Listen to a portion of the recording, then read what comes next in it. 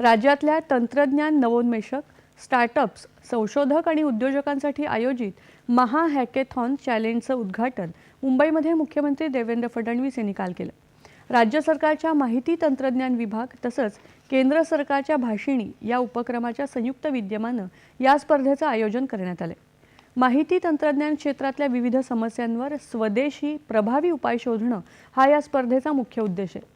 शासन व्यवस्थापनात कृत्रिम बुद्धिमत्तेचा वापर, आपत्ती व्यवस्थापनासाठी ड्रोन तंत्रज्ञान, प्रतिबंधित क्षेत्रात ड्रोन विरोधी उपाय आणि भाषिणीच्या मदतीनं थेट भाषांतर हे या स्पर्धेसाठीचे मुख्य विषय आहेत। या स्पर्धेसाठी नोंदणीची अंतिम मुदत 22 फेब्रुवारीपर्यंत आहे। स्पर्धेत 4 संघांची विजेता म्हणून निवड केली जाईल तसंच त्यांची प्रकल्पाच्या यशस्वी अंमलबजावणीसाठीही नियुक्ती केली जाईल। या कार्यक्रमाला उपमुख्यमंत्री एकनाथ शिंदे, उपमुख्यमंत्री अजित पवार आणि माहिती तंत्रज्ञान मंत्री ॲडव्होकेट आशिष शेलार हे उपस्थित होते।